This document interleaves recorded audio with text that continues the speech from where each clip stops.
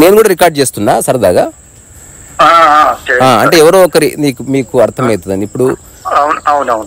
ఇప్పుడు సమాచారాన్ని మనం ఆచరించడం వల్ల వచ్చేది జ్ఞానము, ఇది మొదటిది. సరే, ఇప్పుడు డాక్టర్ కూడా సమాచారమే ఉపయోగిస్తున్నాడు, ఇంజనీరు సమాచారాన్ని ఉపయోగిస్తున్నాడు, ఒక పొలిటీషియన్కి సమాచారం కావాలి, ఒక పార్టీ స్పోక్స్ పర్సన్కి సమాచారం కావాలి.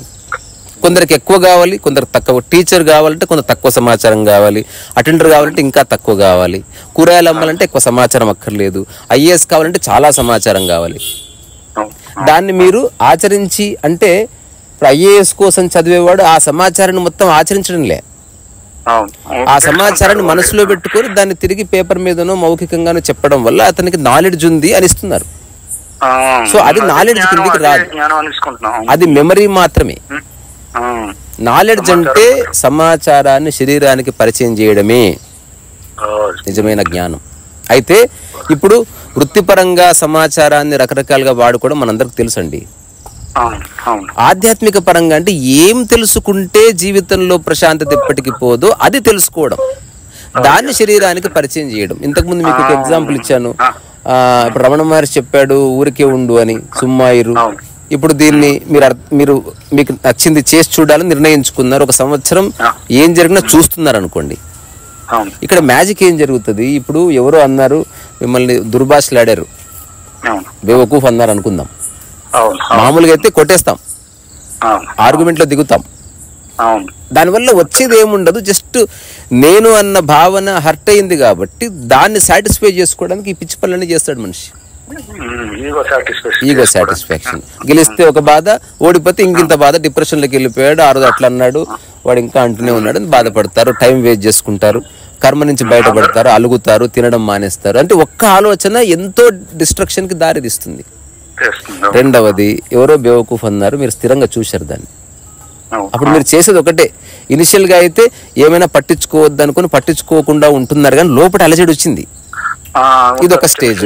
రెండవ స్టేజ్ ఏంది, మీరు అలజడి ఎందుకు లేదంటే నేను బేవకూఫ్ కాదండి అని చెప్తున్నారు.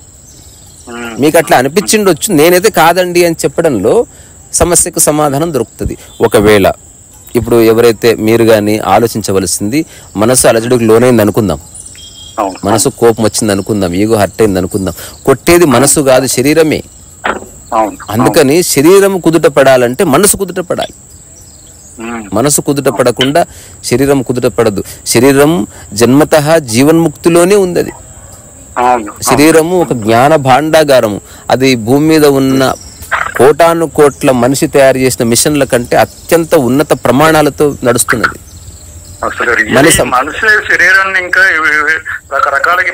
అదే మనసే కొండెక్కిచ్చి శరీరాన్ని కొండ మీదకి దుంకేలా చేసి ఫ్రీ అయిపోతుంది మైండ్. ఇదంతా చేసేది ఆ థాట్ ని వదిలించుకోవడానికి. సో లిబరేషన్ అనే దాన్ని ఎంత పెడార్థాలు క్రియేట్ చేశారు సమాజంలో. ఎందుకంటే ఎవరెవరో చెప్పింది వినడము, దాన్ని గుడ్డిగా చేయడము, దాన్ని ఆలోచించకపోవడము, అసలు దాని మూలం తెలుసుకోకపోవడం. ఇప్పుడు ఎవరో పుస్తకాలు రాశారు, ఒక చెట్టు పెట్టాలంటే ఒక మేకను బలి ఇవ్వాలని, అంతే. ఇంకా బలి ఇస్తారు, మేక దొరకకపోతే చెట్టు పెట్టరు. అసలు మేకకు చెట్టుకి ఏం సంబంధం అని ఆలోచించే వాడి దగ్గర రియల్ అన్వేషణ స్టార్ట్ అవుతుంది. అట్లా జపతపాదులకి తపస్సులకి సంబంధం ఒక్క ఆలోచన నుంచి బయటపడడానికి మీకు చిన్న కథ చెప్తా. స్వామి రామకి సంబంధించిన పుస్తకంలోనో లేకపోతే ఎక్కడో ఉంటది. ఒక కపుల్ ఉంటారు, వాళ్ళకి పిల్లలు కారు, ఎంత ట్రై చేసినా పిల్లలు గారు. ఆ తర్వాత హోమాలు చేస్తారు, యాగాలు చేస్తారు, తీర్థయాత్రలు, పూజలు, పునస్కారాలు, అన్నదానాలు, సంతర్పణలు అన్నీ అయిపోయినాయి, అయినా పిల్లలు కాలే. ఆయన హఠాత్తుగా సన్యాసం మీద ఆసక్తి వచ్చింది. ఇంకా పిల్లలు కానప్పుడు ఈ ఆస్తి ఎందుకు, నేను వెళ్ళిపోతాను, సన్యాసంలో చేరాడు. ఎక్కడో ఊరు బయట ఒక 6-7 కిలోమీటర్ల దూరంలో పర్ణశాల వేసుకుని ఉంటున్నాడంట. అక్కడ స్వామిరామ వాళ్ళ గురువు గారు వచ్చారంట. గురువు గారు వచ్చి అన్నారంటే, ఏం చేస్తున్నావు నువ్వు అంటే, నేను సన్యాసం తీసుకున్నా అంటే, నీ వంద నువ్వు సన్యాసం కాదు, నువ్వు అనుకున్నది జరగనందుకు అలిగి కూర్చున్నావు ఇక్కడ, నీ తపస్సు ఒక తపస్సా, నువ్వు ఇక్కడ కూర్చున్నా గానీ నీ మనసంతా ఎక్కడ తిరుగుతుందో నాకు తెలియదు అనుకుంటున్నావా అంటే, భలే గుర్తుపట్టారు స్వామి. అయితే అప్పుడు ఆయన చెప్పాడంట, సరే మరి ఇప్పుడు నీకు పిల్లలు వద్దని చెప్తున్నావు కదా, ఒకవేళ పిల్లలు కలిగితే నాకు ఇస్తావా అని అడిగాడంట. ఇలాగూ కలగరు కదా అని సరే ఇస్తా అన్నాడంట. అయితే ఇంటికి పోయి సంసారం చేయిపో అన్నాడంట. నా కోసం ఒక్కసారి. ఇంటికి వెళ్ళాడు, ఆశ్చర్యం, భార్య గర్భవతి అయింది. గర్భవతి అయిన తర్వాత ఒక పిల్లవాడికి 2-3 ఏళ్ళు వచ్చేసరికి స్వామీజీ వచ్చేసాడు. చెప్పావు కదయ్యా ఇచ్చేస్తాను పిల్లవాడిని అన్నాడు. అప్పుడు మొట్టమొదటి బంధం పట్టుకుందనమాట. అంటే మాట వరుస కన్నాను అంటే అట్లా కుదరదు, పిల్లవాడు నాతో పాటు వస్తాడు, పిల్లవాడు నాతోనే ఉంటాడు, అంతే, అది నిర్ణయం అయిపోయింది. నువ్వు ఒక మాధ్యమాన్ని మాత్రమే చెప్పి పిల్లవాడిని తీసుకెళ్తే అతను ప్రపంచానికంతా దారి చూపించి ఒక గురువు అయ్యాడు, అది వేరే సంగతి. పూర్తి స్వేచ్ఛలో బ్లాజం అయ్యాడు. సో నేనేం చెప్పాలనుకుంటున్నానంటే జస్ట్ లిబరేట్ అవ్వడం అనేది లేదు, దానికి పిచ్చి పిచ్చి పనులన్నీ చేయవలసిన అవసరం లేదు. ఆలోచన నుంచి విముక్తే విముక్తి. అసలు మనిషి విముక్తి పొందాలనుకుంటుంది ఆలోచన నుంచే. ఇది ఎన్నిసార్లు చెప్పినా ఇంతే, కొన్ని లక్షల సార్లు నా జీవితకాలంలో చెప్పవచ్చుగాక. నిన్ను బాధించే ఏ ఆలోచన లేకపోవడం ప్రశాంతత, నిన్ను బాధించే ఏ ఆలోచన లేకపోవడం హాయి. అంటే సరే, శరీర ధర్మాల్లో కొన్నిసార్లు రోగం వచ్చినప్పుడు కొంత తాత్కాలికమైన బాధ కలగొచ్చు, దానికి మెడిసిన్ ఉంది. కానీ చింత అన్నది మాత్రం సంథింగ్ ఎల్స్ కదా మనిషి అనుభవిస్తున్నది. అందుకని మనం అర్థం చేసుకోవాల్సింది ఇంతే సార్, సమాచారంతోనే తీసేయాలి, అంతే. దాన్ని మనం సమాచారంగా గుర్తించాలంతే. నన్ను చాలా మంది అడుగుతారు, మీరు పుస్తకాలు ఎందుకు చదువుతారు ఇప్పటికి కూడా, మీకు జీవితం అర్థమైంది కదా అంటే, అరే ఎలా రాయాలో ఎట్లా రాశారు, వాళ్ళు సింప్లిఫై చేశారు, కాంప్లికేట్ చేశారు, ఊరికే చదువుతాను, నేర్చుకోవడానికి కాదు, లేదా నా జీవితానికి అప్లై చేసుకోవడానికి కాదు, ఊరికే చదువుతాను. కొన్నిసార్లు పుస్తకం ఇలా రాయాలో తెలుస్తుంది, ఇలా రాయకూడదని కొన్నిసార్లు తెలుస్తుంది. పుస్తకం బాగాలేదు కానీ డిజైనింగ్ బాగుందని తెలుస్తుంది. కొన్నిసార్లు ఏది బాగలేదు కానీ కవర్ మన లోపల ఫాంట్స్ బాగున్నాయని తెలుస్తుంది. ఏదో ఒకటి తెలుస్తుంది, కానీ అది మనం ఇంప్లిమెంట్ చేస్తామని కాదు, ఊరికే సరదాకి. దాన్ని గంభీరంగా తీసుకోవద్దు, దాన్నే జ్ఞానం అనుకొని చర్చల్లో పడి అహంకారానికి పోవద్దు. ఏదైతే నువ్వు ఆచరిస్తున్నావో, డే టు డే లైఫ్లో నువ్వు అనుభవిస్తున్నావో అదే రూఢిగా చెప్పాలి మనం. అది నిజమైన ఆధ్యాత్మిక జ్ఞానం తప్ప ఊరికే పెద్ద పెద్ద విశేషణాలు వాడి పెద్ద పెద్ద వేదికల మీద నువ్వు కట్టుకథలు, కల్పిత కథలు, కపోల కల్పనలు చెప్పడం అనేది కానే కాదండి అసలు. సరే, ఏదేమైనా ప్రపంచం ఇలాగే ఉంటది, ఏదేమైనా ప్రపంచం ఇలాగే ఉంటది, ఉండని. అన్నిటి మధ్య నుంచి మన మనసు తప్పించాల్సిందే. అంటే మనం ఏది మార్చలేం, మనం మారచ్చు. సరైన వివరణ లేని కారణంగానే చాలా మంది సఫర్ అవుతున్నారు. సరైన వివరణ ఒక్కసారి మనసుకు చిక్కితే అయిపోయింది, అక్కడి నుంచి తొందరగా బయటపడవచ్చు, పెద్ద విషయం కాదండి. అందుకని అదే మీరు నాతో మాట్లాడినప్పుడు నాకు అనిపించింది, మీకు చెప్తున్నది ఒకసారి రికార్డ్ అయితే మళ్ళీ భవిష్యత్తులో ఎప్పుడన్నా మీరు వింటారని. తద్వారా ఇంకోటి, మనందరం మరణించినా ఎక్కడో గాల్లో మన మాట నిలిచిపోతుందని.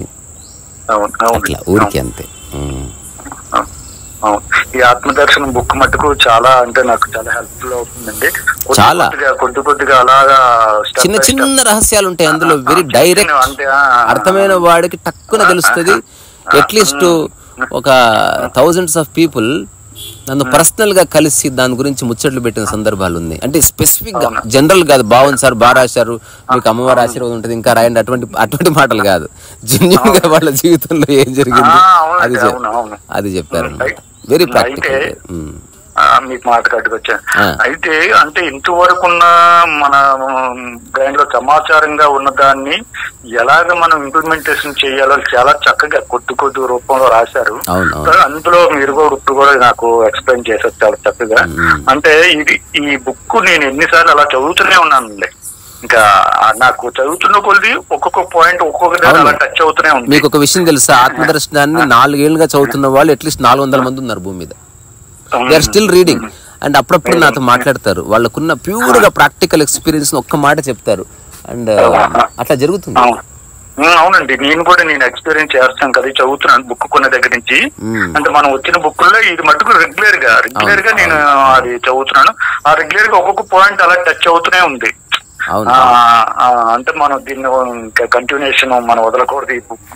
ఇప్పుడు ఇది మనకు చాలా అంటే మీరు నాకు దూరంగా ఉన్నా సరే ఈ బుక్ రూపంలో నాకు ఎంతో దగ్గరగా ఉన్నారు. అవును, మూల స్థితిలో నేను ఒకటే అని ఎప్పుడు మర్చిపో.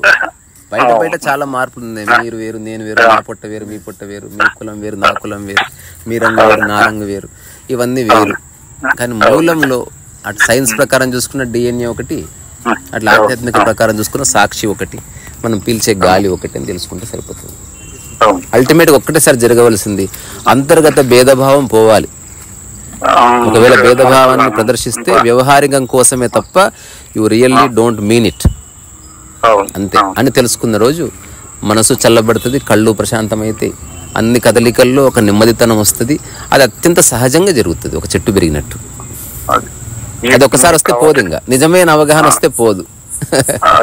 ఇంకోటి, ఏది లాస్ట్ మాట, ఏది శరీరానికి వచ్చిందో అవగాహన అసలే పోదు.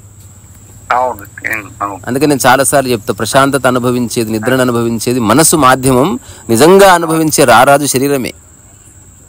అందుకని అంటే ఇంతకాలం దాన్ని శరీరం మనసు డివైడ్ చేసి ఒక మనసు తెలిస్తే చాలు జ్ఞానం వచ్చినట్లు అసలు ఘోరంగా చెప్పారు. శరీరం తుచ్చమైందని చెప్పారు, మరీ దారుణం. దేహాభిమానం వద్దన్నారు. అసలు దేహాభిమానం కాదు, ఏ అభిమానం వద్దు.